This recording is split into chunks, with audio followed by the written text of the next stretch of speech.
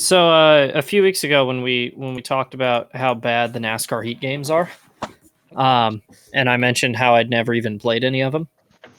Like a day after the show came out, I received a gift from John Peterson, friend of the show, who sent me NASCAR Heat Evolution on Steam. Did you play it? No, I haven't even accepted the gift yet. Oh, you should try it out. Yeah, I think he says he expects a full review on the show. I think that's just no. You should just make a whole video, post it on JTN, reviewing NASCAR Heat Evolution 5 years later, or 6 or 7, or however many years it's been. After it's had 4 sequels. Like, hey, I don't know if you should buy this game. After we've moved on to a completely different developer. Yeah.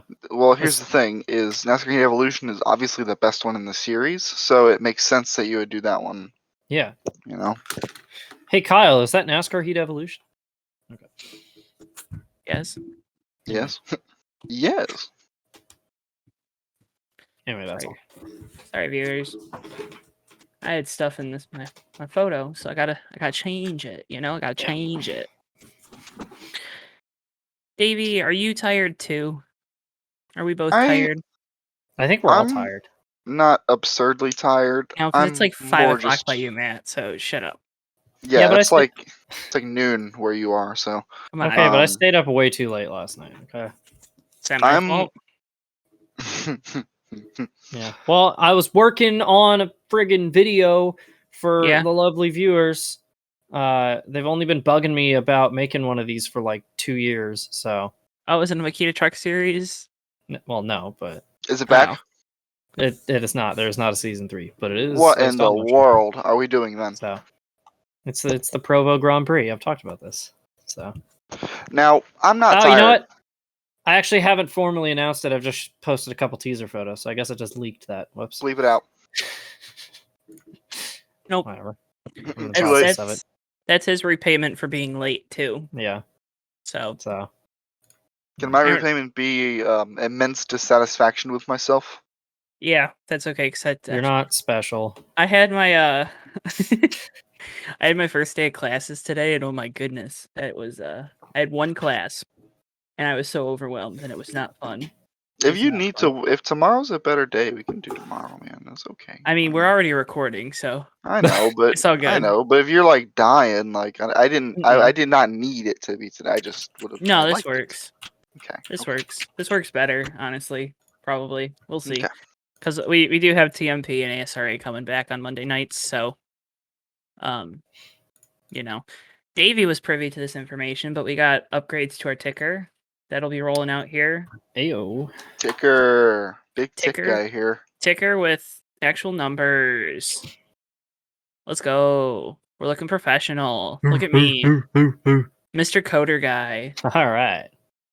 Let me tell you, that was a lot of hacking, cutting and pasting. Hacking. It's like never mind. Let me do my impression of Joe when he was doing that. Hang on. He's gonna get his second keyboard. Hacker man. Okay. The screen is all black and green for no reason. Binaries just scrolling down behind you. I think there's like a website where like it's like called Hacker Typer or something like that, and if you just start pressing buttons on your keyboard, it's like a black screen with the green letters, and it looks like you're doing a bunch of cool stuff. Not a paid endorsement, but not a paid endorsement. They should sponsor us. It's a free website, so I don't know how it. Google Ads, AdSense. Yeah. Everybody gets one free plug, and then you got to start paying us. Yeah, that's true. I should go through. Let's figure out what would be good companies to plug. And now they're just clicking on their keyboards. Yeah, I was testing out Hacker Typer. Sorry, I'm hacking. It's like running a kindergarten classroom. I'm going to government. I'm going to government.com/hack. So.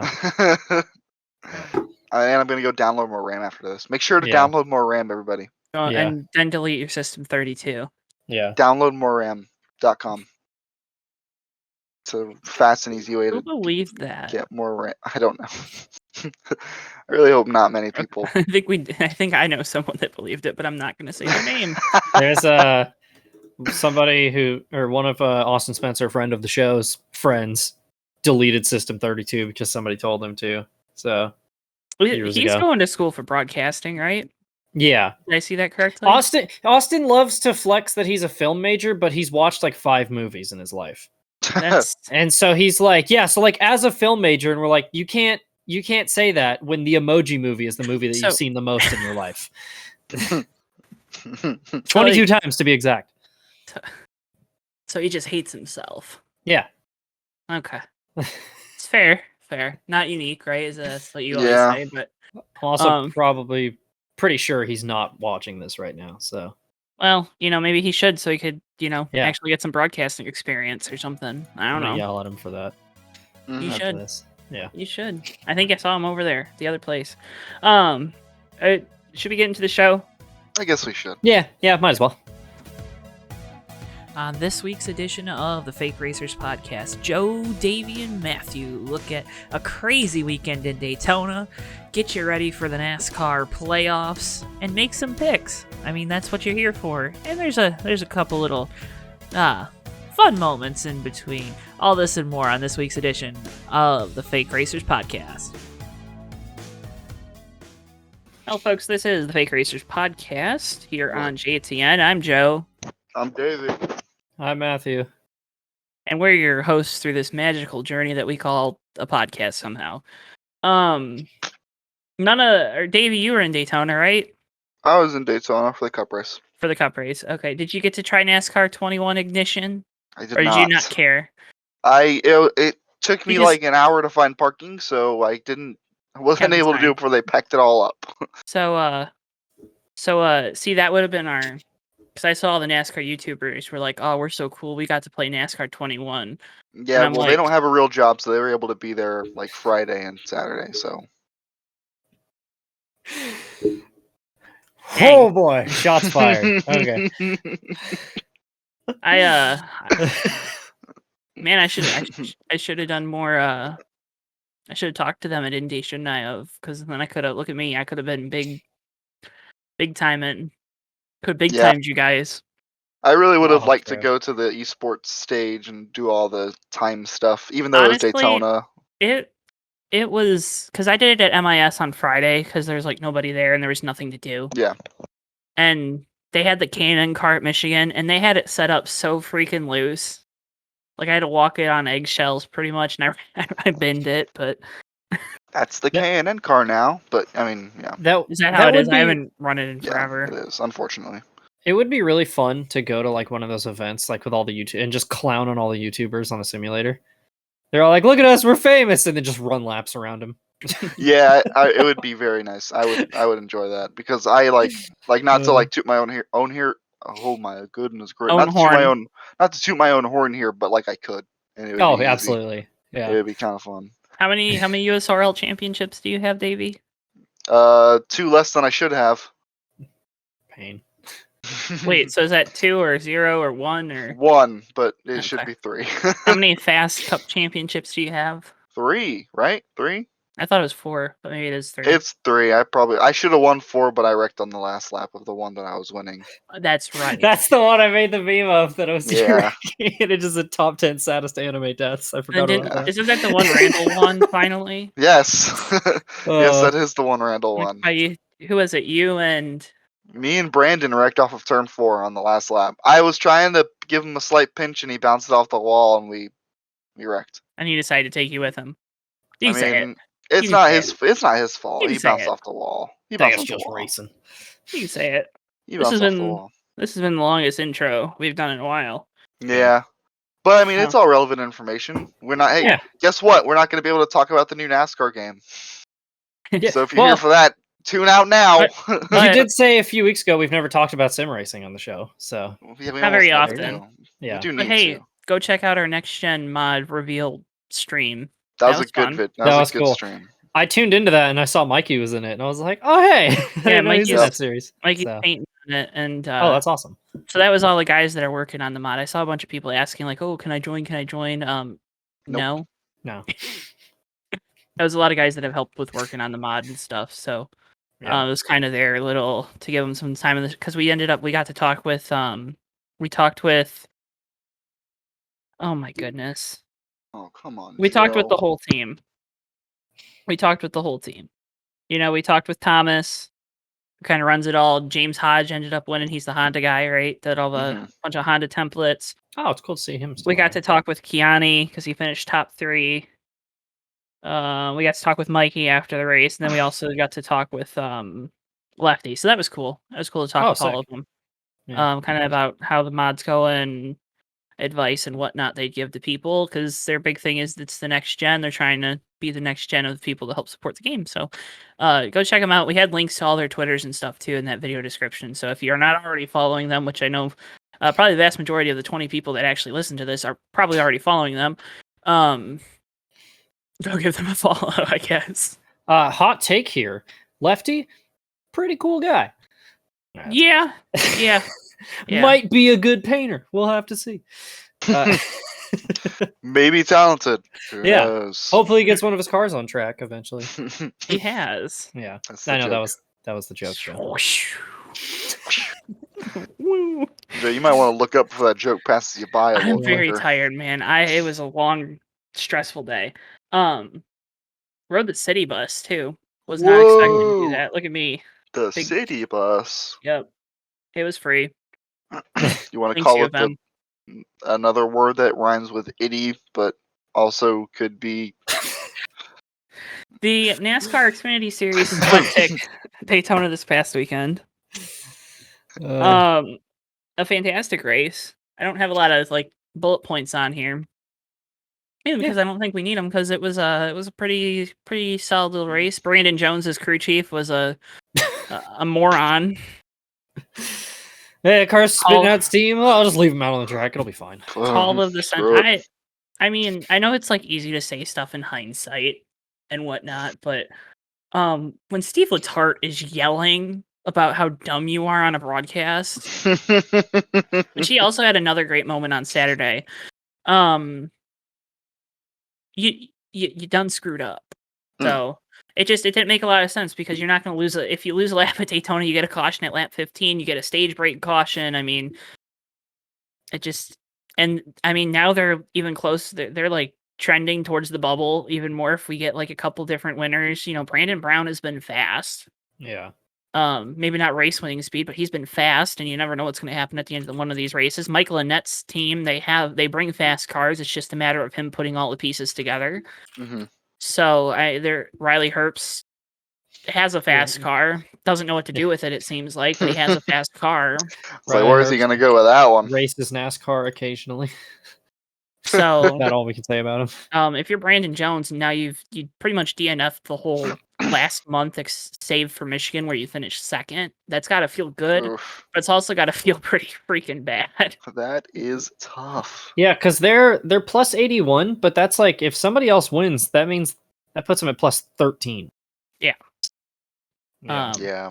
I mean, look at how good that 19 team was last year, and kind of the steep drop off it feels like they've had this year. Even in because last year they were running top 5, top 10 every week. It seems like they have the speed, but they're kind of in that same boat that the 98 team has been. They've just had more speed. Mm-hmm. Yeah, but they wreck at the end of races. They make the wrong call. They more so with the 19. 98 usually is pretty good on the pitch strategy. They're usually just 14th though. Yeah. Yeah. So. And it's the same crew as last year. But, if they end up not making the playoffs, they can only pretty much blame themselves. Yeah. A little bit. Yeah, that's really, yeah. I don't know how you can make that call and feel good about it. Yeah, exactly. I mean, what? They just kept having him lead that line. Not great. At what point does Brandon just take action to his own hands and just drop back and be like, screw this? True. It just seemed like nobody on the 19 team wanted to race. I don't I hate the humidity. They're just like, dude, we're gonna get rain delayed. We don't want to be here Saturday. let's just grenade the motor and go home. Just go home. But also pretty cool teamwork at the end by Colleague. That was on Saturday. Saturday was a pretty good race. That was a cool race for the Xfinity Series. Didn't Wreck come into the line? They swept the stages too, didn't they? Yes. I think so. They swept the race. Sorry. I think so. I was thinking about this in my head because Dale Jr. was doing the commentary, right? He was being lead guy. Yeah. And Dale Jr. as the leader of the broadcast and Dale Jr. the color commentator are like, there's the one kid you see at like a frat party. That's Dale Jr. the color commentator. And then you see him at 6 a.m. on a Tuesday. And he's dressed up nice in a suit for 8 a.m. class. And that's Dale Jr. the lead commentator. It's pretty funny. There's a pretty big distinction there, which is good. But so I thought he did a good job. I know Steve Letarte was on point as always. Jeff Burton did a good job in that support role. And he's always done a good job in that like solo driver color commentator. And but the end of that race, they did a really good job of highlighting the Colleague car's strategy, which I think really made the broadcast better. And their super speedway broadcasts have just been outstanding since they've added Dale Jr. because he just brings so much knowledge, it seems like, outside of you side draft. Oh, you got to push him. Oh, he kept using the analogy about like dribbling a basketball, which was something that I haven't heard before, but it's very true, right? I'm sure we've all kind of thought about it, but no one said it. So I thought that was, kind of that validation. Watching those Colleague cars, man, it was so impressive because they got split up 5, 6, 7 times during that race, and they always were able to find their way back to each other. Mm-hmm. And whether it was intentional or not to go 3 wide down the back straightaway and block the racetrack.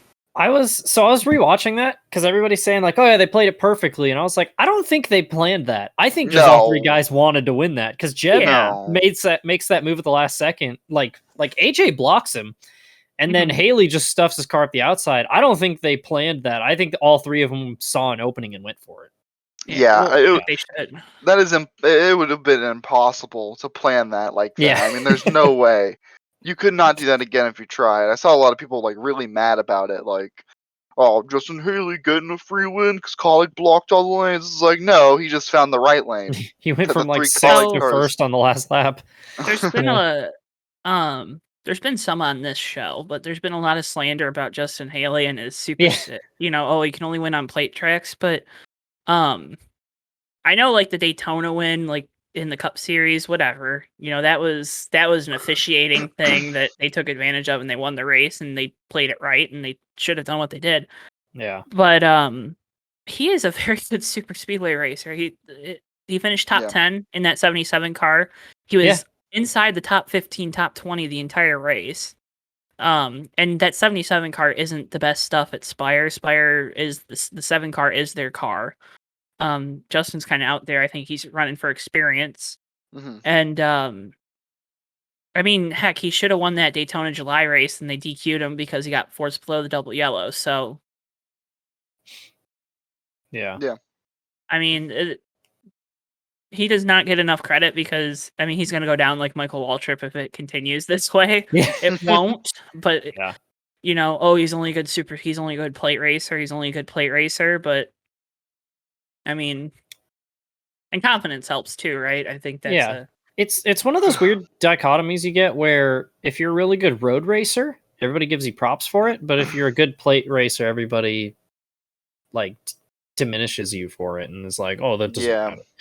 And it's like we Ricky all Stenhouse. God, I have a bone to pick about that when we get to the Cup race. Yeah. You saw me on Twitter. Haley's a good plate racer though, and I mean, Colleague just like it shows at the end of every one of these plate races where like the Colleague guys work together, and you had all 3 of the 4 JRM cars up there, and they weren't working together, and it's like that's why they win every one of these plate races is because it's so simple. This will be a relevant topic later too. This will be a relevant topic in about like 5 minutes. Yeah. But a good Xfinity race. Congrats to Justin Haley. Finally won a race to, win races like all of his teammates. All the cars at Kaulig have won a race for the first time since they've gone to 3 cars, which is only 2 years, but all the cars have won a race nonetheless. So that's really great to see. And they are hot right now. They are fuego. So keep watching because the playoffs, baby, they're coming. Oh yeah. The Cup Series, it was the cutoff race for the first round of the playoffs. 15 drivers were pretty much in a situation where it was win or you're in, save for Tyler Reddick. It was a very entertaining race. There were a lot of drivers that weren't happy with their post-race comments. They did not like the package whatsoever because they thought it did nothing. To that I say the package changes were made in the name of safety, not for, drivers. And I saw, and I want real quick, because I didn't put it on here, and we'll talk about the race stuff, but someone was comparing it was Harvick in a wreck down the back straightaway, and they were trying to say, well, if that was Logano, it's the same wreck. It's not the same wreck. Did he get hit in similar places? Yes and no, but Logano's flip was in that transition onto the banking. Harvick's hit was where you're not flat completely, but you're almost flat. So there's something to be said there with the way the weight is distributed on the car and whatnot, and banking and hills. But good for NASCAR to, reduce the amount of lift on the back end of the race car by getting rid of a wicker. I know it's small. It was small, but it does a lot. And I forget if they changed the radiator pan overhang for this too, but if they did reduce that, good for them, because that also helps a lot with reducing that flat surface underneath. Can't wait for next gen cars to flip every week. I will say I am hesitant about everyone saying, "Oh, Kevin Harvick didn't flip. The package is a success." Like maybe maybe in the previous package he goes over like obviously it's a very isolated situation. I'm hesitant to say they fixed it, but from what we've seen, a car did not fly into the air like a feather, and that's pretty good. And it wasn't even that there wasn't a flip; it was the fact that you're not seeing cars just jump into the air in contact. Like everybody looked like they were glued to the track the whole race. And I think it was just a better race in general because the closing speeds are so insane with the old package. So I thought it was a better race. Well, let's talk about that because the race was all about runs still. They weren't super crazy. You could block them, as Joey Logano showed pretty successfully at the end of stage 2, which was very impressive to watch him do that. I will give the guy props. But that kind of lends into his driving style now, doesn't it? Yeah. But the runs, there were a couple cars though throughout the night. Hamlin comes to mind before he had the front end radiator damage. Chase Elliott was another guy that were able to push. Because there are a lot of guys out there that didn't look like they could push. But those couple, and I'm sure there were others that it was just hard to tell on TV. But there was a couple guys that were actually able to push. And push very well. Yeah, it was pretty obvious at the track. When a guy wasn't able to push, Corey LaJoy, it was painfully obvious. He would get to the back bumper of Chase Elliott when he was behind him for that stretch of run and push him. Maybe for like a second, and it would be enough to propel the 9 car like 4 or 5 car lengths forward. But Corey just could not keep up. Like it was very obvious. That happened a lot. Yeah. Happened a lot, but it was pretty interesting to see. I will say that it didn't really change a lot, like racing wise. Like we say, like a lot of people said, like we still had the same kind of racing. I disagree. It was definitely a little more tame. There was a little more thinking. You couldn't just. You weren't just getting a run and having to go with it. Yeah. It was a lot more mild. It was it's like a diet version of the type of racing we had the last few super speedway races. Yeah, there's a lot less having to push from like 4 cars back and then causing a wreck. It had a more like anxiety inducing feel than a scare inducing feel. If that makes any sense. No, but seriously, it was like building pressure. Yeah, the 500 and the race at Talladega and all those plate races last year, especially after the Newman wreck. For me, at least, they were very scary to watch because of the runs they were getting. especially when you knew certain drivers were in certain positions that take more liberties with what they're gonna do. Mhm. I wasn't as terrified when Joey Logano was out front making blocks as I would have been with the other package. Yeah. Or anyone for that matter. I guess, because there are other guys that were able... Busher, oh, buddy. Oh, you're showing your age, but, I don't know. I was more anxious during that race. It felt a lot more tense than... like the 500, which felt, which was a slog because of that early wreck that they had. But at the end, the 500 was just kind of scary because you knew exactly what the 2 car was doing, backing up to Logano, and you knew something was going to happen because 22 car is not going to let you pass. I have my Team Penske hat on, so I can say these things. Yeah, you're right though. I mean, you just know, like, if Joey Logano is in a situation where he is in the top 2 or 3, there's going to be a wreck because Joey Logano is going to put you in a situation that requires you to either lift for him or wreck off of him, and he doesn't care because he's number one, he's just going to blame it on NASCAR anyway, and then number two. I mean, he is. That's how it is. He's good. Much like a lot of people, a lot of people who know what they're talking about. They look back at like Ayrton Senna, and they look at Ayrton Senna as that kind of guy who, like, yes, he was extremely talented, but he wasn't exactly the cleanest race car driver. He is going to force you to have contact or to give way, and that is what Joey Logano does every plate race, and that was still scary. I was still absolutely terrified when the 22 car was up there because you're just waiting for that moment. I just knew though when he was out there that the guys, if they had more of an option to just get off, and we saw at the end of the race once everyone was okay, I got to push. That's when we started seeing those accordion wrecks. But throughout the race, we didn't really see that. I guess we saw it one time with that Almirola spin or whatever you want to call that. But But I think that was LaJoy, like, getting out of line or big momentum drop, not because of someone slowing down, just a big momentum drop. But big stack up. Yeah. The wrecks were bigger, but I don't think people, I still like, bigger wrecks was retired together. Well, there were more cars left at the end of the race when those wrecks happened. Yeah, it was one of the cleaner Daytona races that we've had in a while. Yeah. Oh, but we still ended up with a bunch of wrecked race cars. Yeah, because it's not saying much, but it's I mean, Chase Elliott threw a dumb block. Oh my god, was really dumb. Pissed me off so much. That was a pretty bad one. I'm not gonna lie. Chris Buescher threw a dumb block. Just didn't cause a wreck. 2 things. One, it was so infuriating to have them talk, like the pit reporter say how Chris Buescher talked about how he's like, I need to be more aggressive with my blocks at the end of this race, and then he made so timid. And then he made all of the wrong aggressive blocks at the end of the race. Like, he could have easily got to the lead, and he just made, like, when they would be all single file and like one person would jump out and he would like jump out to block them. And it's like, Chris, what are you doing? And he's like, my crew chief told me to block. And then that Chase Elliott one, pretty much, that might be the thing that makes me stop rooting for Chase Elliott. That was asinine. It was my pretty God. bad. That was terrible. That wreck personally I had a lot of investment in what happened in that wreck too. Yep. But who was involved in that one? It's when he just flat out put DiBenedetto on the wall. Oh yeah. Yeah. Which are you asking me? Ryan Preece would have restarted like second had he not spun out off of turn 4 because of that wreck. Here's my bone to pick about that.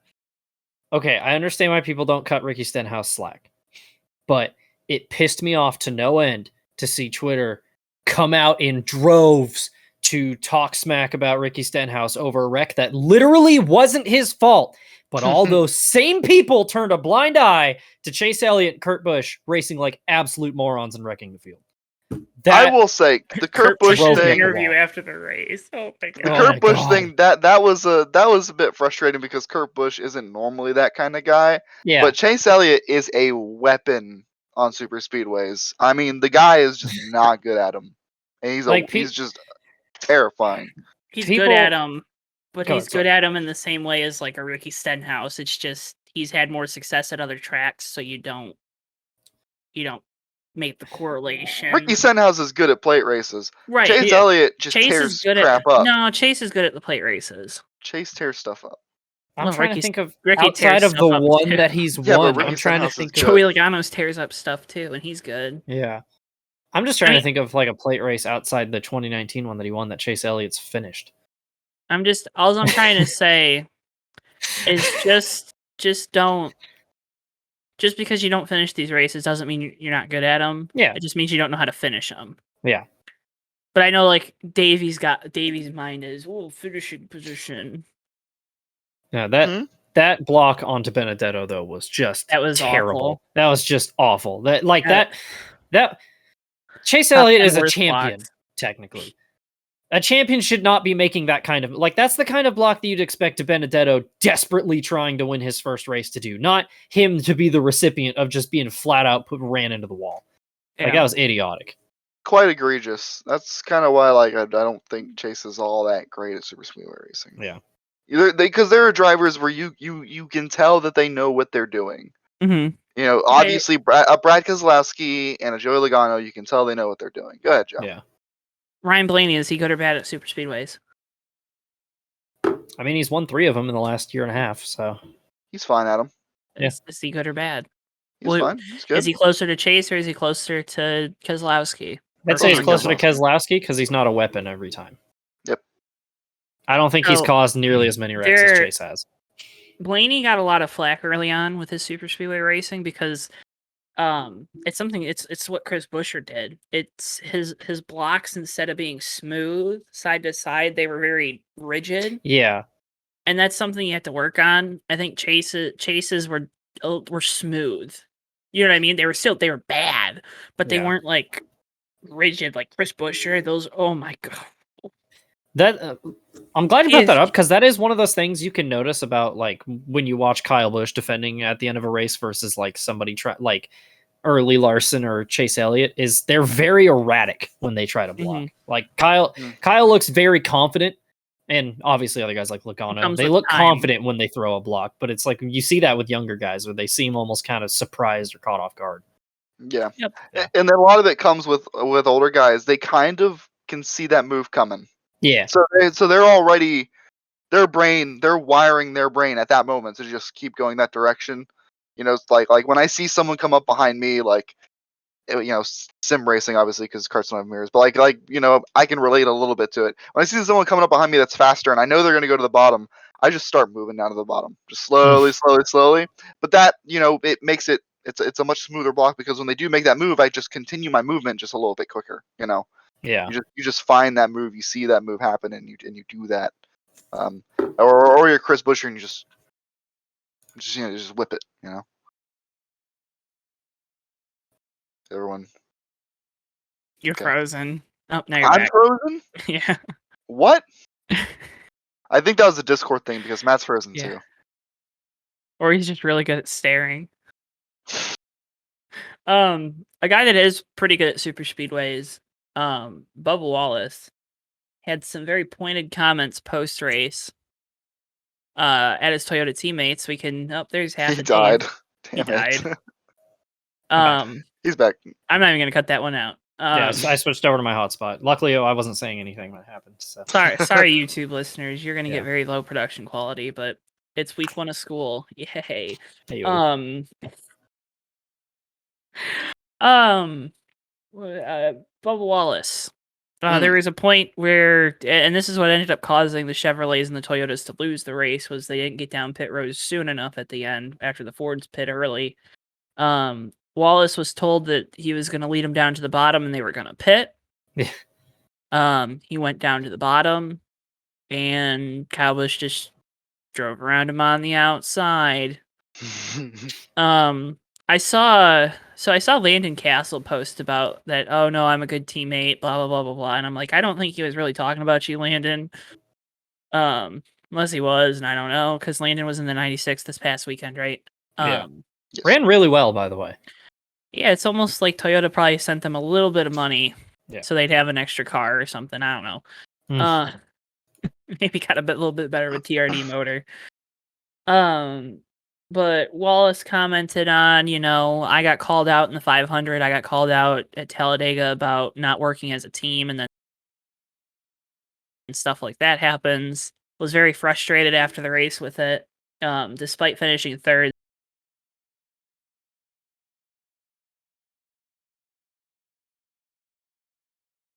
Then, the Busch or DQ. Toyota has seemed to lack on the teamwork. Yeah, they kind of blew it in the Daytona 500 because there was 2 of them in the lead draft, and they decided to pit on their own instead of like piggybacking off what the Chevys were doing. So fast race cars, but they're not. I mean, it's just like their Formula One program. They're just not putting it together like strategy wise. It looks like when it comes to these plate races. And I think that's so. What was it last fall at Talladega? And last year they were always pitting with the Chevrolets because Ford had a numbers advantage last year. I don't know if they still have it this year. I'm assuming they do because we don't count Rick Ware. True. But it seems like, I don't know if Chevrolet just doesn't want to communicate with them, or because that seems like a very Chevy thing to be like, no, we don't want to work with Toyota because we're Chevy. We're better than you. We have the most Cup Series wins and most championships. Yeah. Well, that, and it's in their best interest too to not help another manufacturer. So. Is it though? Because I'd rather have more cars in my draft, and then I already have more cars than them, so screw them. Yeah, but if you leave out the Toyotas, you're stacking the deck against them, and you're stacking it for you.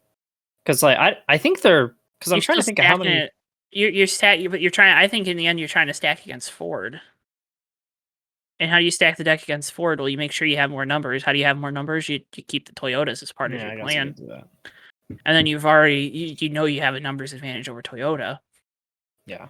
And a good numbers advantage because all those Chevrolets have a lot of it came out that they'd have 10, 12 more horsepower or something stupid like that earlier this year. Probably like closer like 2 to 6, but yeah, I'm with you actually. If I'm Chevrolet, I'm looking at Toyotas as like a means to an end because you can probably line up and be faster than the Toyotas in a group, side by side, and then it's just you got to worry about Ford. Well, Ford's on a strategy, and Ford's going to do the thing, and they're good at what they do. So you're not gonna outdo the Fords by yourself. That was almost the dumbest thing I ever saw when all the Fords just decided to pit, and there was, I think it was like Corey LaJoie was in there. There was a bunch of guys in their lane, and they all of a sudden turn right. Like, what are we doing, Ford? God. I get like you're trying to keep it a secret, but at that point they're not ready to pit anyways. If you call down the back straight away that you're pitting. Because even the broadcast didn't know they were pitting. They're coming up pit road. But I think Wallace's comments were very true. Yeah. And I think to his point, he probably feels don't want to put words in his mouth, but like he's kind of gotten the short end of the stick on these super speedways when they are compared to his teammate or compared to his Toyota teammates were coming into the year his best chances to win a race. The expectations that they put on in that 2311 team were probably a little higher than what they really should have been. Winning a race in your first year as an organization is tough. Oh, colleague did it. Okay, whatever. Doesn't really count. Yeah, really. We don't count that. So I think there's a lot going into that there's probably some frustration from that David Smith posted it, and I listen to the Positive Regression podcasts from Motorsports Analytics, and he posted an article last week on NBC Sports about how this year isn't a very fair gauge or a fair evaluation of Bubba's talent behind the wheel, because you're looking at a new team, doesn't have anyone, has never had a veteran teammate, has never had somebody as a teammate that actually knows how to set up a car. Whatever you want to say about, it's a 5th JGR car, it's not. Yeah. It very much can't be. Yeah, NASCAR is actively monitoring that to make sure they're not a 5th JGR car. But also that it's a new team with a crew chief that doesn't have a very good track record of strategy calls. Mike Wheeler, for whatever reason, just he's throwing these Hail Marys in these races where he doesn't need to. You look back at Phoenix at the start of the year, the 2-tire or no tire stop that got him out front, but then he was only able to stay up there. Hey, Bristol. Dog. He was able to stay up there for like 10 laps, and then he fell back outside the top 10. He lost positions. Yeah. Wallace, I think his median speed, the speed of his car is 17, 18, something like that. But then when you adjust it for his driving, it's higher than that. So it's hard to evaluate him. So I think there's a lot of frustration on him because internally their evaluation is, hey, did we win a race? Did we make the playoffs? Did we? So I think now, he said it. Oh, well, now our goal is 17th in points.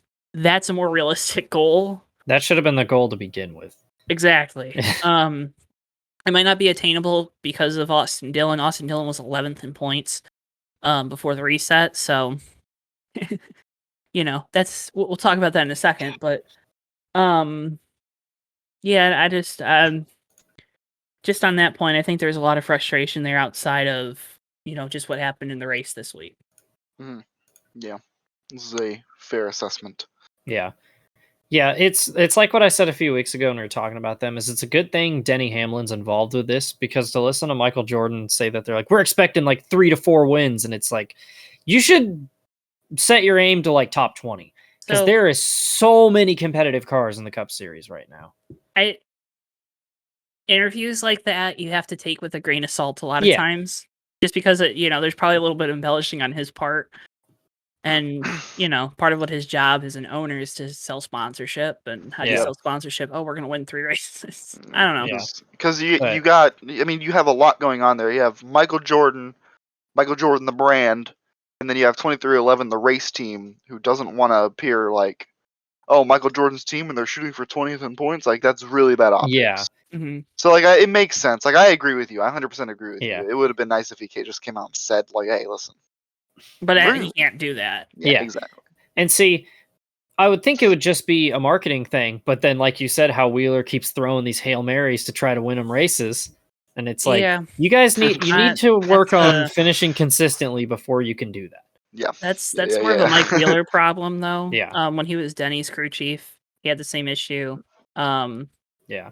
When he was DiBenedetto's crew chief, he had the same issue. And also, to be fair to Wheels, he has a lot on his plate. He's also the competition director over there at 2311, which I think I've stated 100,000 times now on this podcast. But that is insane. That is an insane amount of work. It's an insane workload for Mike Wheeler, who's not necessarily maybe the best crew chief already. Mm-hmm. But, definitely is stretched thin. And he was the competition director over at Levine last year. And Levine, by the end of that year, was looking, you look at Texas and how good the 95 team was there. You look just how they improved throughout the year, right? Yeah. So maybe you shouldn't have left Bob Levine. Maybe you should have just found some more money or something. I don't know. Just find more money. Easy. Yeah. Easy. Austin Dillon doesn't. Hey, I wish, man. I wish it was that easy. Austin Dillon doesn't advance. There's a lot of angry folks. I know you. Oh no. Angry. Anyway. Hey. Tyler Reddick's crew does a fantastic job of that race car to get it to run like 6 laps. Oh that is incredible. I couldn't believe that car finished. That was cool. Like, it sucks about the Austin Dillon thing. I know Matt's going to have many choice words. But yeah. I mean, I was more pissed on Saturday. So. It's not anything that hasn't been said before when it comes to like playoff stuff. It is wildly frustrating, the kind of people who get to be in the playoffs versus the people who don't. Yeah. Normally it's somebody who's like 15th or 16th who gets knocked out by the fluke winner in the 20s in points, but to see a dude who was nearly top 10 in points get knocked out is just infuriating to me. Yeah. There's something to be said about RCR's strategy coming into this year of trying to make it in on points, and how that, did they do the strategy right? Yes. But was it the correct strategy? No. When you have Michael McDowell win race 1, you have to automatically think that you're going to be in a pickle, especially with how Stuart Haas has been off this year. I know Eric Almirola's win comes out of nowhere, and we can say that all we want. Fact of the matter is, it's still Stuart Haas Racing. They still have funding. They still have the right people. They still have very smart people there. It could have been Chase Briscoe at Indy. It could have been Cole Custer at Michigan. It could have been Cole Custer this past weekend, who, again, fantastic job. So there were a lot of scenarios to where maybe they should have changed their strategy. They decided not to. Also, Austin Dillon just had a terrible run these last 3 weeks. So, oh yeah, it's like I said last week, how he ran like for the first time in his career great on a road course and gets junked, and then he's running great at Michigan and he gets junked, and then he's running really good tonight and then he gets wrecked on the last, or this weekend I think he gets wrecked on the last lap. Yeah, and it's like, what does this dude have to do to catch a break? he's already caught his share of breaks, so let's not Ooh, go there. ouch. Nothing against him, but he's definitely Hot got his fair share fire of breaks. From Yeah, but that doesn't take away the fact Johto that Network. he's put It doesn't- together a career season Right. and it's literally We'll get no almost top reward 10 in for it. points. Yeah. Yeah. And they're like, get screwed. So, But everyone knows the game coming into the year. So Yep. And better, happier, less anxiety-inducing news. Daytona was a blast. Once again, Daytona as a spectator, mhm. you gotta do it, especially with the new stadium atmosphere and all the new stuff. Escalator. Escalators. Dude, Daytona it's popping. It's popping when you go. It's so much fun. Everything, the amenities, everything is just flawless. It's perfect. Exactly what you need. Exactly what you want. Everything you want. What's up? I get tickets for the August race next year because I definitely wouldn't be able to afford 500 tickets. Do it. If you go, I'll go. 100%. One of these days I'll make the journey out there. 100%. 100%. If you go, I'll go. Fake Racers podcast live from Daytona Beach. Well, it's happening in Charlotte next year, so maybe we'll have to do 2 next year. You gotta come. Yeah. What do you mean it's happening in Charlotte? You're last going to year? Charlotte. It's not up You're for going- discussion. You're going to Charlotte. Please come to Charlotte, Let's please. see. Please. Let's see. We're Please, doing the please. lad's house plus Matthew. Like, we've already decided. Oh my God, we're gonna destroy that poor Airbnb. Can I Where just am I gonna go? I thought of this today. Quick tangent. I need Zach Krastowski in the lad's house. I need to see Zach in that environment. Oh my God. Because I actually showed up to one of our dash races on Friday recently, and I've seen Zach actually coming out of his shell, and I love it. And I need to see Zach in the flesh. Zach is a character, but he doesn't let you see it. Yeah. Zach is an interesting character. Anyway. But before we move from Daytona too fast, I just want to very quickly I want to do the thing that I do where I care too much about the drivers that I like. Ryan Preece did such a phenomenal job. Eric Jones, Eric ATG Jones did a double good top job. 10. Josh So- Bilicki. But you cannot deny the 37 car was up there most of the night. I'm with Got stage you. I points. literally agree with you. You don't have to yell at me about this. Ryan Finished Preece is a fifth really before good plate racer. Finished 5th before the DQ. Finished 4th after the DQ. I mean, come on.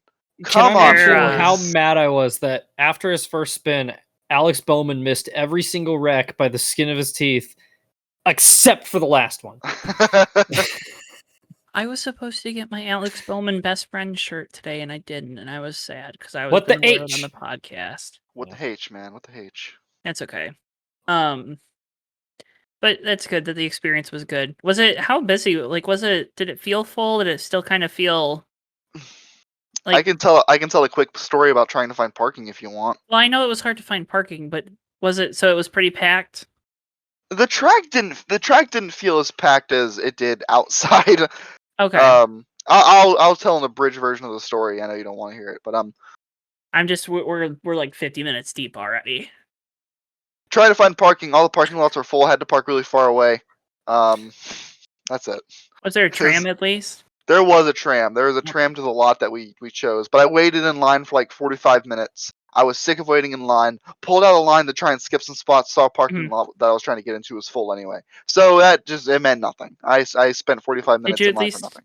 Did you at least get in time for the start of the race? Oh yeah. We were way early, but it impeded my ability to do like the eNASCAR fun stuff, and yeah. I only got to go and buy merch, which I did do. What'd you get? I got a Daniel Suarez shirt. It's got the 99 with the trackhouse thing on it, and it's got like a skull on the back for Pitbull. It's actually kind of funny. It's a good. I think they have that on Circle Beat Diecast. They probably do. You could. might. That's funny how relevant that's about to be. It's, And then I bought a 2311 shirt for myself, and then I bought a That Bubba one Wallace shirt for the home girl. good. So Nice. good stuff. Yeah, Good I stuff. couldn't see paying those hauler prices last weekend. I was. See, when I go to a racetrack, it's like I'm gonna be spending money. I'm gonna spend no. money. I'm I here. bought all those diecast cars was the thing. I bought all those There's- 164s and I don't live in Charlotte, so like I'm almost never gonna have an opportunity to buy NASCAR stuff. Like, yeah, hey, but you should come up here to Michigan and see how barren it is compared to. Because I'm sure there's at least stuff down in Florida.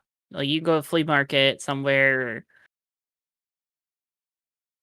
Sure, there's more stuff down there than there is here. they're That's my like point. in Daytona probably, but not anywhere else. You know. Like you can drive to Daytona. Yeah. You can but go to the pit shop or whatever it's called with the yeah. Motorsports Hall of Fame there. Yeah. There's. I mean, you know. But guess where you don't have to drive to get anything. If you're I'm having gonna take NASCAR a craving. wild guess that it's Circle B Diecast. No Joe. way. CircleBDiecast.com is your home for all Matt, your it's racing. obviously we do the Circle B related thing every needs. week. It's obviously Circle B Diecast, Matt. Yeah, Matt hasn't put his pick selection in the document last time I checked. Oh, well, I don't have editing access for it, so. Yeah, you do. Oh, I do now. Okay. Yeah. Well, So I Matt's figured gonna out, go I just didn't first. put it in there. Well, because the race this week, unless Joe wanted to go first. No. You go first. I didn't pick that, so. I picked out Ryan Blaney's Daytona race win diecast Jeez, because oh I my totally gosh. didn't forget up until about 10 minutes ago. 3 weeks in a row, folks. We got race wins. At least 2 of them, they were relevant race wins. Yep. So, True. yeah. So go pre-order Ryan Blaney's body armor Daytona win scheme. You're gonna go pre-order that, right? Sure. It's gonna have a lot of confetti on it. Yeah, true. I Friend of the specifically show, though, Joseph Weaver likes that. not on the part of the hood where the body armor bottles are because he pushed all the Which- confetti out of the way. Isn't uncommon at all. But Just thought it was funny. Davey, I like your pick. I actually didn't want to pick this one. I wanted to pick another one because I liked that car better, but it wasn't on It's not Circle B up? Diecast just yet. It wasn't on just yet, but I know it's gonna be there. But go ahead and pre-order your Eric Jones 2021 Columbia 124 NASCAR Diecast. It was one of 2 Columbia cars that were on track this past weekend. They were both gorgeous. The Bubba Wallace one is the one I would have suggested if it were up, but this car's also pretty too. So go ahead, pre-order that. Use code JTN because guess what? Wild thing, Joe. You know what I'm gonna say, or maybe What are you gonna don't. say? I know that I know what I'm gonna say. So use code JTN. That order isn't gonna ship yet, but when it does, that's when you'll pay for shipping. Oh wait, but you won't What? because you use code JTN and you got free shipping. No And way. That is what you do when you know what to do. Because I know what to do that you know, and you know that I know, and I know that you know, and you specifically should know that I know that you know to use code JTN on your Circle B Diecast orders. You can use code JTN to get free shipping? That's incredible. Yes. Write this down so I can make an advertisement during our broadcast real quick. Anyways, Actually do. I will. I already have another thing where I got to get a gif of him on the keyboard from earlier. My pick for the week, digging down into the collection of Sam Bass artworks because I started school and I'm taking an art class this semester. Taking a look at Rusty Wallace's 1995 wet paint Sam Bass poster. It's a 19 by 15, so that's a pretty good size. It's $19.99, so you're just outside that $20 limit. But there's some other little trinkets and whatnot on there that you could throw yourself in, or maybe get another Sam Bass poster because they all look really good. I don't have mine hanging up in here yet that I brought back from home, but those posters are awesome. A lot of times for the Black Friday sale too, they put them on sale for $10 a piece. So, you know, something to look forward to maybe if you're doing some holiday shopping for a racing fan, for maybe a racing fan that's going to college or moving into an apartment. So there you go. Or maybe that, you know, doesn't have anything on their walls at all. I don't know who I'm looking at. But I mean, there's some stuff. CircleBDiecast.com. Dynamite commentary. I could fit a poster like right there. Yeah, but you got stuff on your wall. Look at there's Doge. room. Look at. Yeah, Davey, you've got plenty of space. You could use a Sam Bass poster. That one actually does look pretty cool, though. It does. I actually really like I that am one. thinking about getting it next time I do a 164 order. That one is quite cool. That one is quite cool. You know what else is pretty cool? Me. Kurt Busch. Kurt Busch is pretty cool. Kurt Busch Outside is of the ultimate last wide lap, uncle. he was pretty cool. Kurt Busch was announced this past week officially he will be taking over the number 45 for 23XI next year. Still haven't announced where they're getting their charter from. Everyone's saying it's coming from Front Row. RIP Front Row. Did you see how they teased or how Kurt teased the announcement? I didn't. He did like some photo or not a photo shoot. He filmed something in the NASCAR Hall of Fame or whatever, and he was wearing Air Jordans instead of like his normal I saw that. shoes. Yeah. And everybody was like, "Oh, is that good?" Yeah. So this is like the worst kept secret in NASCAR right now. So I think everybody kind of saw it happening. I think Jordan Bianchi broke the story in May or early June that this was probably what was going to happen. Most of the shows, when they talk about free agency, they pretty much just assumed Kurt was going to be in that other 23XI car, especially when the Trackhouse news came. Yeah. Justin Marks was like, yeah, Kurt Busch would be cool. And, we're going to be looking at Ross Chastain. So, there was some context clues there. Davey has vanished. But and you have like the Monster Energy connection with Toyota. So with Ty Gibbs. So. It helps. Oh, we got Chick-fil-A. Second week in a row, DoorDash enduring. I'm just glad you woke up for the podcast. Thank you. I was so happy to see your smiling face. Thank you. What'd you get? I got food. I got a Chick-fil-A. I got God's chicken. Like, what'd you get? God's chicken. No, like what'd you actually get? Like Matt hates Chick-fil-A, but he's looking at me very judgingly. I got it's such a controversial take. We're not going there. I got a chicken sandwich, and I got a chicken nuggies, and I got a macaroni, cheese and macaroni and cheese, and I got a Coke. Did you get fries? No, I don't get fries. Okay, good. I don't like the heel. A lot of food. I don't like the heel. I don't like the heel. You know the heel of the fries, the wall fries. They always got the heel. It's a fat heel. It's a fat heel. It's too much potato. Okay, fair. But Kurt Busch, 20. I'm sure it's good. I'll never know though. So. Kurt Busch to 23XI. We'll talk about the number placement stuff next, but it was announced that it's a multi-year deal. They did the unveil. It's just the Monster Energy paint scheme. But I'd like to hear what your opinions before I say my opinions on these things. But outlook for Kurt, and then we'll go through, and then outlook for Bubba, and then outlook for the team as a whole. I think Kurt Busch is one of the most talented drivers in the field still to this day. I think this is going to be a great move for Bubba. It's going to be a career move. I honestly, if this goes decently enough, I think he retires with this team. As far as Bubba needs that veteran driver. I think Kurt Busch is going to be the guy. He's going to definitely be that guy that can put his arm around Bubba, because that's kind of the guy Kurt Busch has become. He's kind of really become like a veteran of the sport. Like, he's taken that mantle very well. I see him as my favorite wine uncle, and hopefully this is the relationship that they have as well. So, I think Bubba's going to benefit. I think Bubba also will respect Kurt Busch enough. Kurt Busch is that level of veteran where he's going to listen. He's not just going to, be a hot-headed driver that probably doesn't listen. Like, I feel like there's some drivers that probably wouldn't listen to their veteran teammates. Who could those be? I don't know. There's a few of them. I am staring so hard at Junior Motorsports and Xfinity right now. And as far as this move for 23XI, I mean, what more can you say? What more can you say? This is a money move. This is a money move.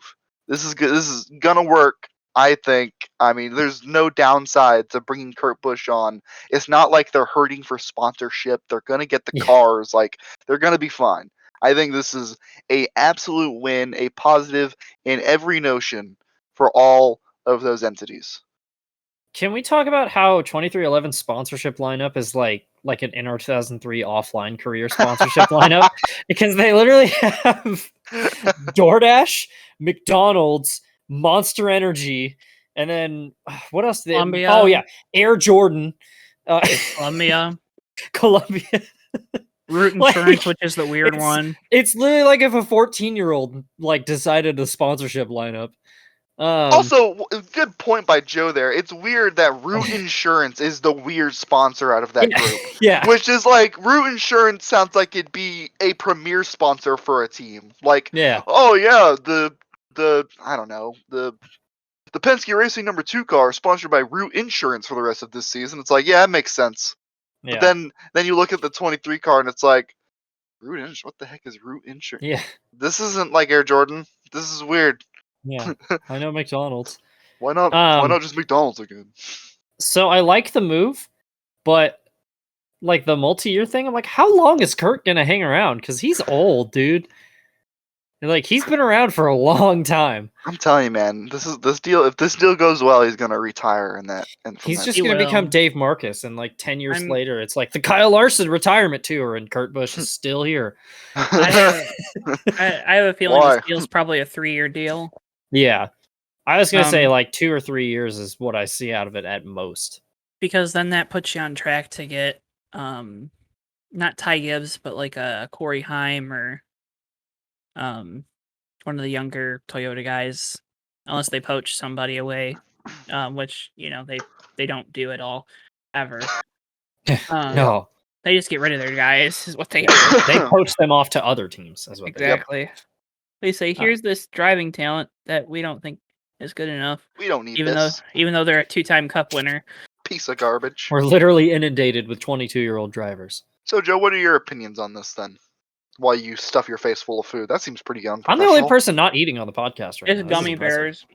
They were just sitting over here, and I had a headache, so it was probably because I didn't eat enough today. So let's just get some sugar so I can get through this. Eat, Joe. Eat more, Joe. I had to walk up this hill. It was so freaking both ways. Steep. No, I rode the bus the one way up.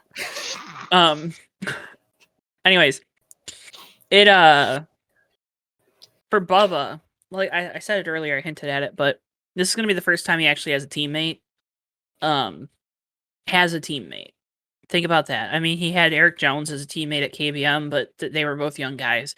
Had Chris Buescher as a teammate at Roush. They were both young guys. This is the first time. You're sleeping on Ryan Reed, okay?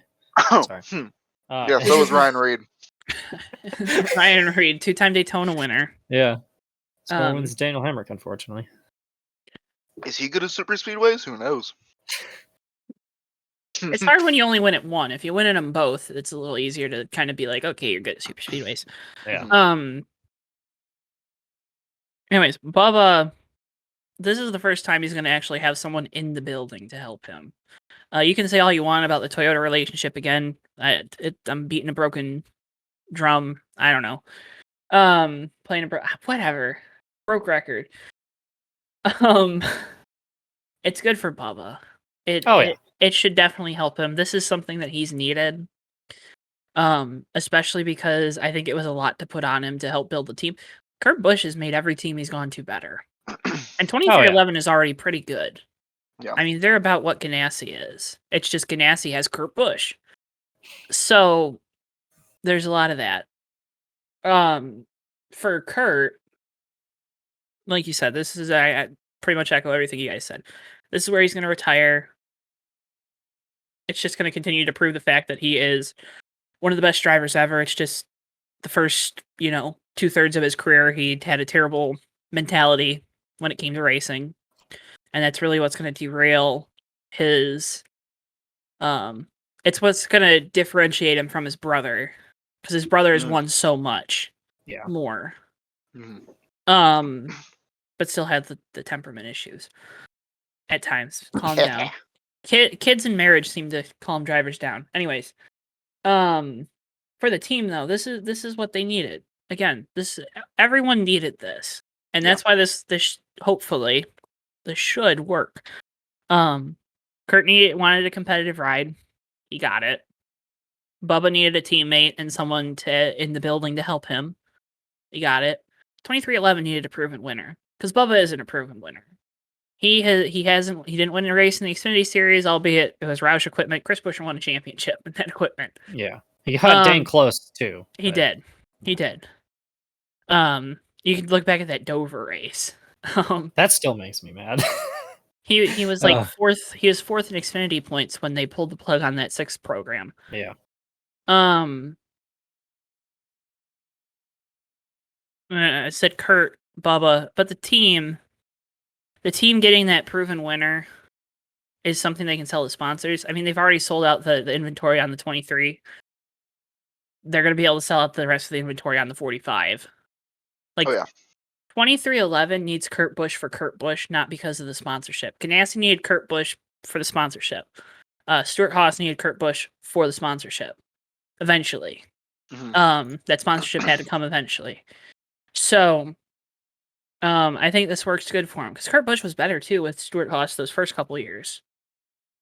I think he was a better race car driver when they didn't need him for the sponsorship compared to when they did. Yeah. So, I don't know. I think it works for all the teams. It works for everybody. All the parties should be happy. Hopefully, Kurt gets paired up with a good crew chief. I'm looking at you, Jason Ratcliffe. So, Also, final little thing on that. I think it's really cool. It's not been overlooked, but it's definitely been something that hasn't been talked about as much.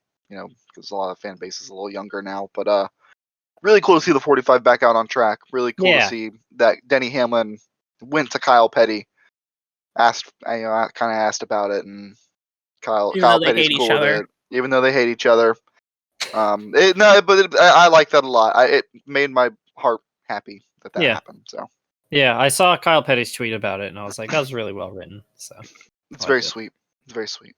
Yeah, I mean, I think it's everything that 2311 needs. I think it's a win-win for everybody involved. So I got no gripes about it. And like I mentioned in the Haters Guide last fall, Kurt Busch's heel turn from like the most hated driver in NASCAR to one of the most beloved is such a cool story. Oh, face turn.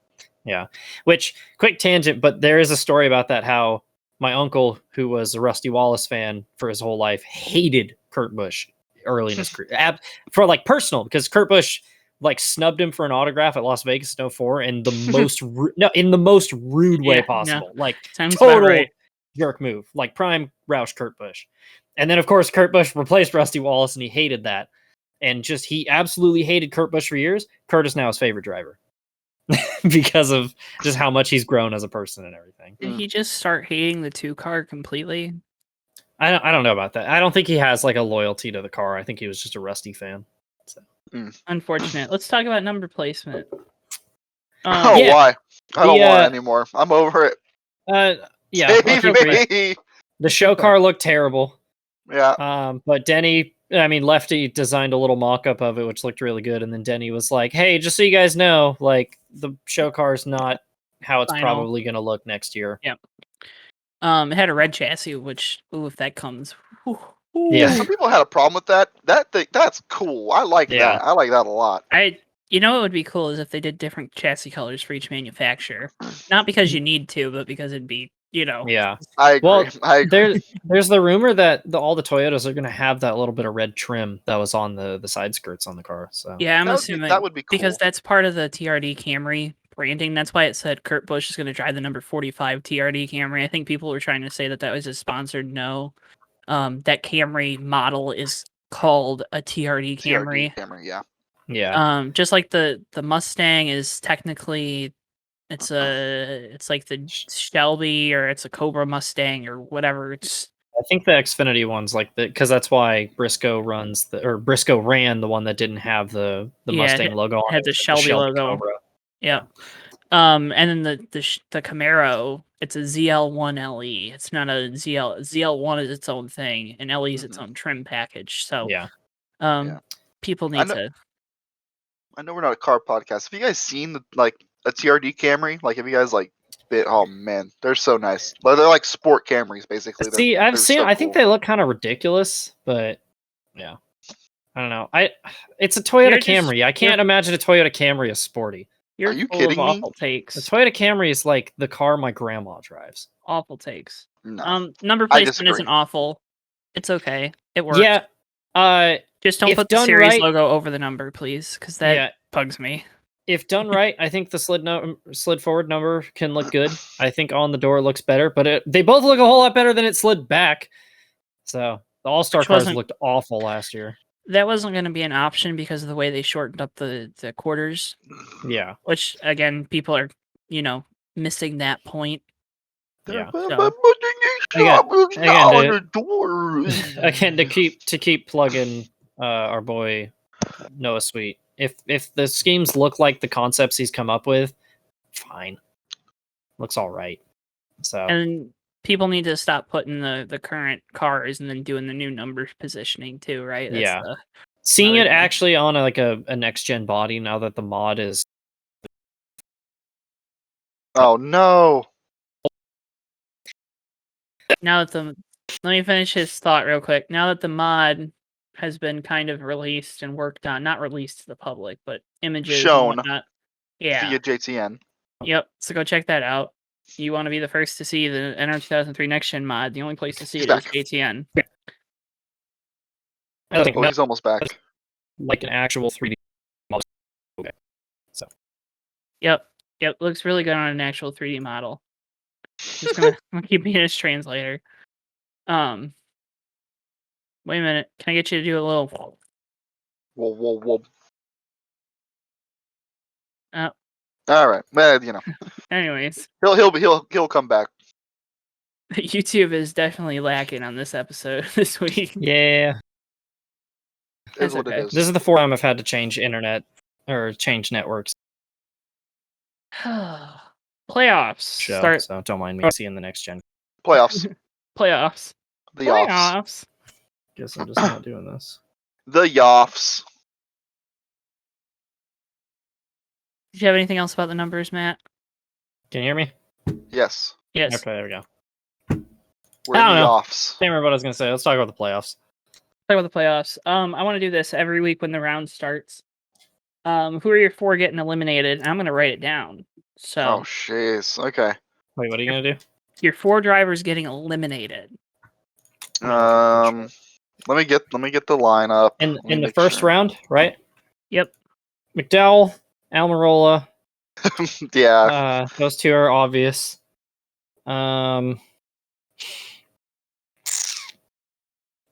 This where it gets tough because Bell and Kurt Busch have both been running well. They're all 750 tracks too. Don't forget.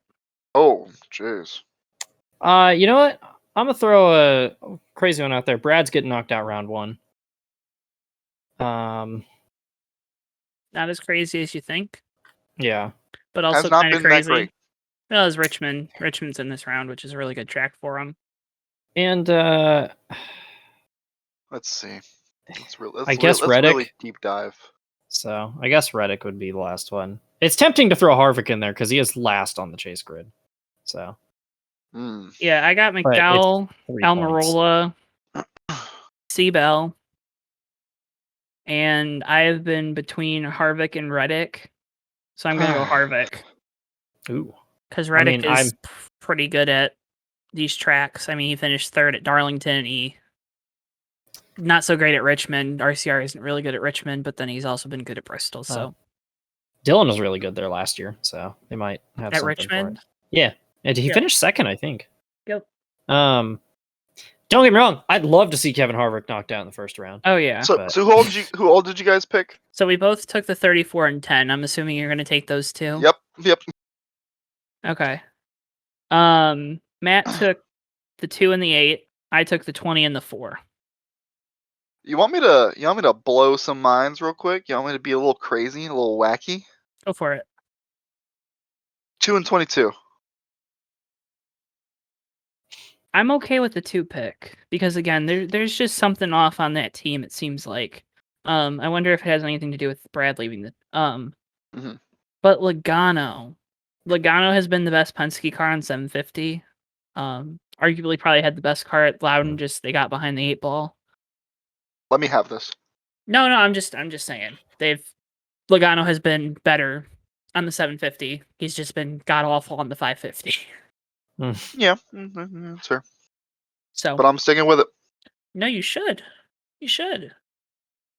All right, you ready to make picks for this weekend? Because we're going to Darlington with the Cup, the Xfinity, and the trucks. Let's do it. Oh my God, Jesus! Time to pull these up.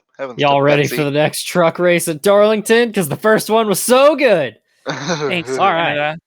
So let's start with Xfinity. Denny Hamlin's going to be in the 54, which is probably like almost an automatic win for that team. Yeah. So I would ask you to pick someone else, but I'm not going to force you. Hmm. Allgar taking it now. I'm Wow, gonna what go. a limb you went out on. Check this out. Watch this trick nasty crap that I'm watching. about to do. I'm Mhm. watching. AJ Allmendinger. Oh man, that one's out of left field. Oh, what? Oh, are we gonna have the same reaction when Joe says Daniel Hemrick again? I'm not going to say him. Brandon Jones. Because there's a lot of pressure on that team to actually win a race.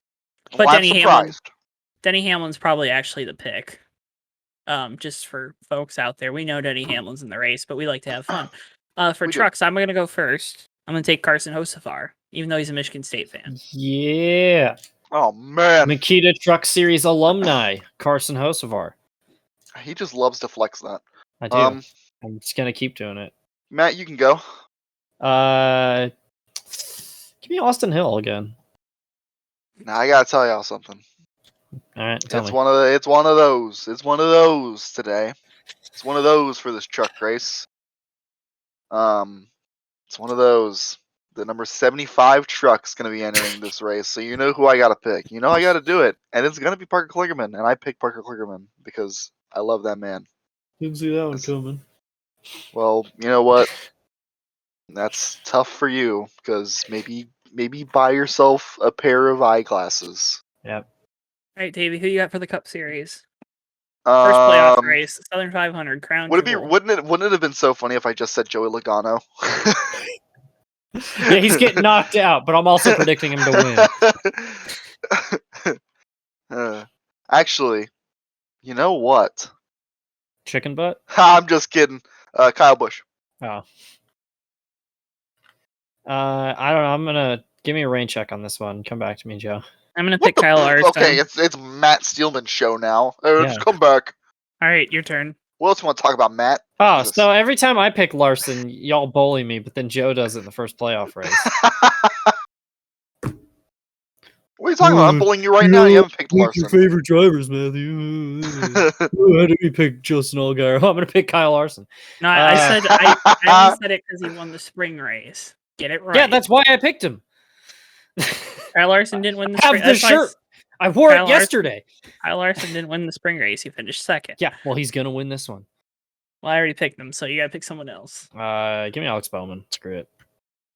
I hope that's right, because that Yeah. would be pretty epic. That'd be epic. Epic Fortnite gamer. Yeah. Oh, Larson didn't win this one. He just finishes second every time we come here. Yeah, that's not $19 a great Fortnite pick. cards. Who wants them? Darlington's gonna be fun though. Make sure you watch the truck race. It is. Buy it some is- energy I wouldn't say drinks. you watch the truck race more no, than it's like Sunday at 1. you experience the truck race. Like Yeah, they're not gonna race Darlington. Darlington is just gonna kind of happen to the field. They're running Sunday at 1, Davey. So, don't know why, but Get some energy drinks. It's gonna be a long one. Yep. I guess they're running it because Fox probably has football and Foobar. they're A nice, supposed to run a nice Canada rousing on game Sunday. of foobar. College That's- foobar. That's what you like get to ready. see. Get ready for a lot of Sheldon Creed. So. Yeah, probably Sheldon. Yeah, Creed's baby. Yeah, gonna baby. win. Sheldon Creed. Xfinity still has 3 races before the playoffs. Things are getting tight around their bubble. And then, of course, Cup. There's going to be one guy most likely winning this race that'll not have to worry about racing for 2 more weeks. So Until like Daniel Suarez just comes out of nowhere and wins Darlington. Bubba Wallace wins the Yeah. Southern 500. Gets booed out of there. I will say it was pretty rough rooting for Bubba Wallace at the track on Saturday. I was kind of carrying the Bubba support in my section. Yeah, Don't think I made a lot of friends, that's okay. but Don't it's need 'em. okay You bring because they friends sure to the cheered the racetrack. heck out of Chase Elliott. And I was like, heh heh heh heh. Yeah. Well, Bubba didn't put anybody on the wall, so who really won? Maybe that's what Ryan they're cheering. Priest did a great job. Yeah. But that's going to do it for this week's episode. Super long episode of the Fake Racers podcast here Was on it super JTN. long? And It we're doesn't at feel super we're at long. like an hour and 20. Oh, Yeah, that wow. That Yeah. that wasn't. That didn't feel long. Well, the cold We had open just had was so much fun. the cold open was about 6 minutes, and then we didn't get to Xfinity for another 6 minutes. And then our cup stuff went for like 30 minutes. So Well, that's the sign of a good episode. We had a lot of fun. Yeah. I liked last week's episode too. I had a lot of fun doing last week's episode. It was good.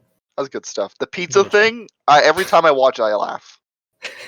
Yeah. Maybe I should just get food every podcast. This show is becoming more and more gifable, and I love it. Just leave and come back with food. I should do that. It's Davey's gimmick on the But- show. It's my gimmick. Folks, make sure you hit the like button on the video, like the podcast, follow the podcast on your favorite podcast platform. Follow us at Johto Network on Twitter, Facebook, and TikTok. Follow us That'll on be much TikTok, man. appreciated. Yeah. We don't post anything on there, but do it. Oh, but we should. Well, school. Davey, where can they find more from you? They can find more from me at Twitter, at Davey Hazard, on Instagram at D7H5, and on Twitch at D7H5 with an ER at the end of it. Where can they find more on our friend Matthew Steelman? Wait, I got a question. Joe has a question. You are going to talk about Jaguars trading Gardner Minshew this week on whose sides, right? Oh, absolutely. Yeah, I've been prepping. That's for your this team, discussion. Davey. I've been prepping for this discussion. I cannot wait to talk about the high profile Gardner Minshew trade. All right, I'm gonna give you big football fan. Big football. Big football. Big football. I'm a big football. Go ahead, Matt. You can find me on Twitter at msteelman. Well, you can find a train outside my house. First off, wait, there's gonna be a second one. Been a rough night for you, huh? Yeah, they just don't want me to be on the show, I guess. There it is. Okay. You can find me on. I'm just gonna start tweeting pictures of I'm just gonna become a rail fan on Twitter at msteelman51, and you can find me on the YouTubes at Dale Jr. 88 Rocks. I don't know if this was recent or just the other day, but I hit 1,600 subscribers the other day. Congratulations, you're killing Joe on the inside. And I've just been posting nothing but memes, which is great. So go watch my Curb Your Enthusiasm video. It's good. I am. The channels that don't post actual content get more subscribers than the channels that put hours and hours each week into their content. More memes. Joe, I've been residually at 1,500 subscribers for 2 years. I don't care. It's a very slow trick. A lot of them are dead accounts. I've lost subscribers in the last week. You should we have gained all those ones and then we lost them. You should have asked Lefty for a clout post. Yeah, just abuse Hey Lefty. Actually, honestly, he probably. Oh my God! You should honestly probably clip something from that interview and tag him. Yeah. It's like not even being facetious. You should do that. It's like the whole clout. Do it. Just tag on. Who cares? Dude, I have a go-to meme for whenever Lefty retweets anything that I make, like any paint scheme, which it's that guy standing in front of the little dust tornado in the desert, and the tornado is it's like 150 plus likes from a Lefty retweet, and he's like, "Here it comes!" It's my favorite meme. It's such a good photo. Quick tangent. Also, I was thinking about this earlier. But would it make me a narcissist if I made a compilation of me making this show chaotic for my own channel? This would be in it. This would probably be the first clip, actually. If it's not, look for that on my channel. I want to be able to re-upload. Well, no, you should make it, and then I can re-upload it, because then it doesn't look like I'm honking my own horn. Make it. Oh, true. Okay, fine. We'll figure this out. There's gonna be something. Okay, I'll make a fake racers. There's gonna be something. Collab. I'm working on something which I totally leaked at the beginning of this. I don't know, expect it by the end of the year, but Provo Grand Prix. So have fun with that. Or sorry, the Red Line Provo Grand Prix presented by Provo. Is that shortened for the type of cheese? No, it's a town in Utah actually. That's way less cool than look up the Provo flag if you want to know why I picked Provo. Okay, well, Joe, you go ahead and do the outro. We're and oof sides. Okay. Yep, oof sides, definitely do of course, are always in the video description, as well as our Circle B picks, our Circle B sponsorship, and a JTN merch store. You can head over there and get some sick JTN merch. Please help support me because college. You can also get race car merch for both of these buffoons. So God. maybe there'll be some new designs once we get next gen mod racing going. But Yeah, the promo flag. I unironically want one. I don't think you understand. I'm gonna buy one. thank you guys Oh, so much my for watching. goodness. Yeah, hope you tune into the next episode. I don't know why you would, but I hope you do. And we'll see you guys next time here on the Fake Racers podcast. Thank you, everyone. Good Bye. night. Evening, day.